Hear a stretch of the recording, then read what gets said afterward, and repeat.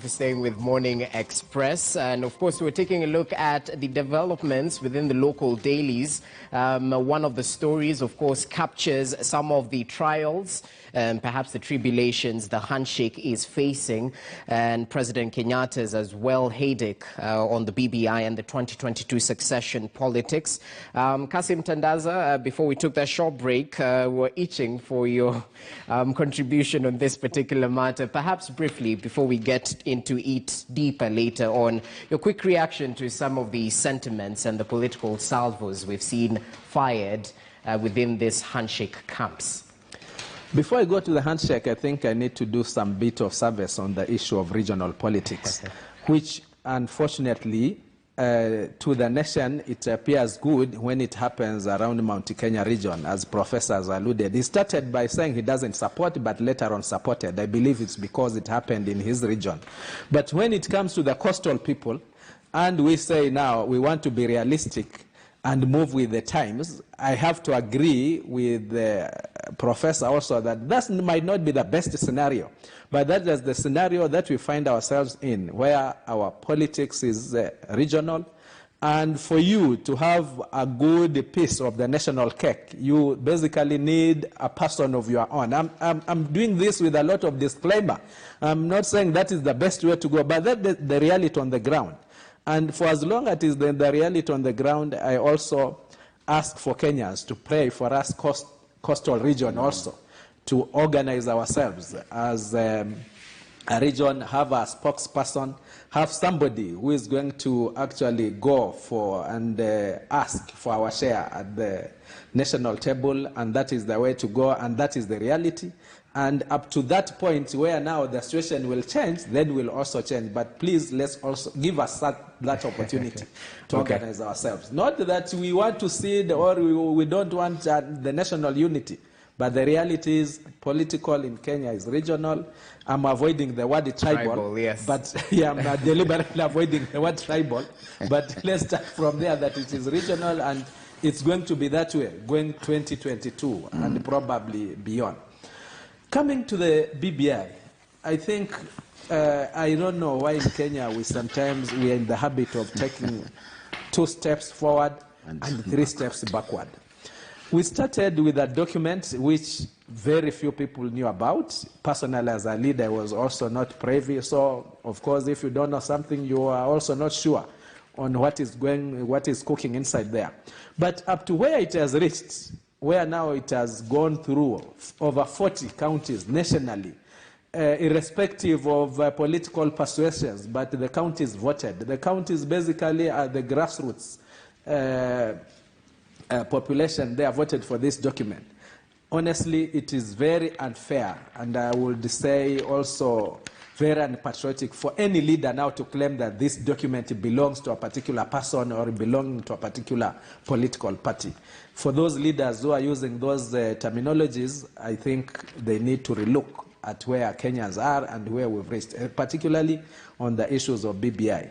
It is a document in public domain. It's heading for a referendum. I don't think there is room now for anybody, especially those who are proponents of this document, having collected over 3 million signatures, probably now coming back and saying we might not support it because of A, B, C, D. In any case, the things that are being alluded for probably as a reason not supporting BBI, they are not even in the document.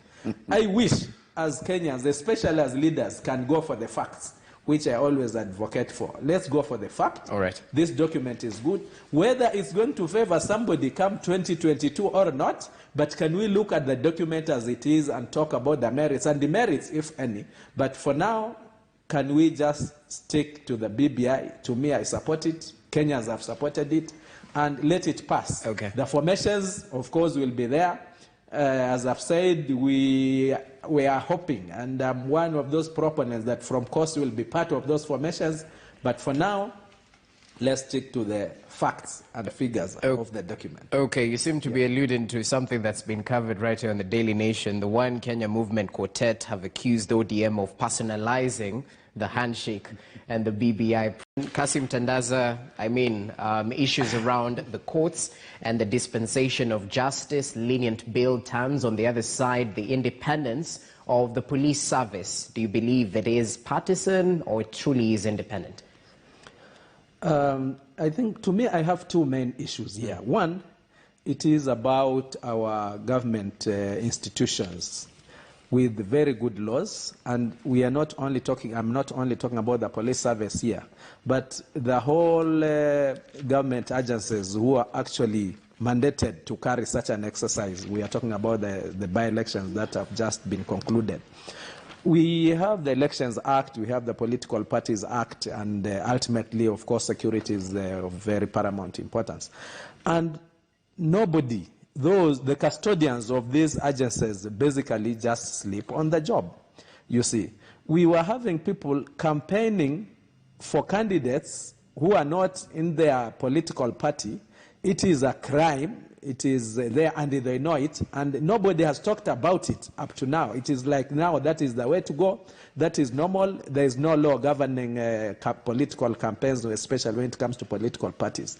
And that is where the problem is. Our institutions, actually those mandated to run these institutions, they are not keen on enforcing. And going forward, that then brings a bigger problem when it will come to the general election.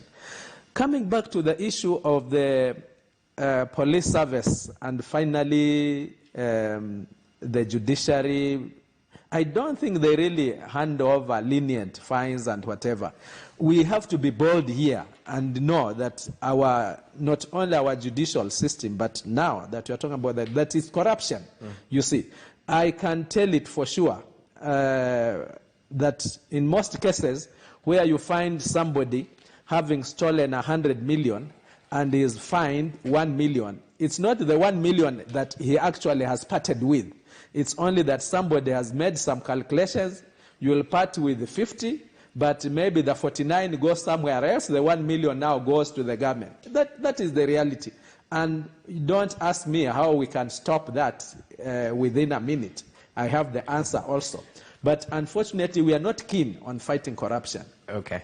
And even from the police, in most cases, you find that whoever has the money, even when he is attempted to be arrested, it's not the arrest that we would expect the ordinary mwananchi will suffer, because this other guy has something to offer.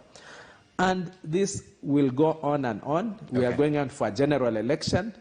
Unfortunately, our politics, even at the ward level, is not about the ward. It is about the owners of those political parties.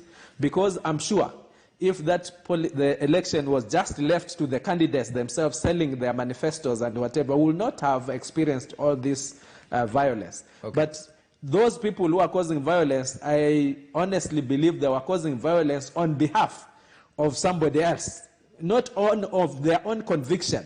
But they were trying to prove a point that whoever I ascribe to as a presidential candidate, he must win, or we must show that he is the kingpin here, or going 2022, this is the person to watch. Okay. I personally don't ascribe to that kind of politics. I would urge my fellow leaders to be fair to the electorate, sell manifestos, sell policies, let the best candidate win. For this case, of course, Nabulindo was the best candidate, he won, and in Kabuchai also. But these other interferences based on other leaders not really adding value to that particular regions, I think this should stop. Okay.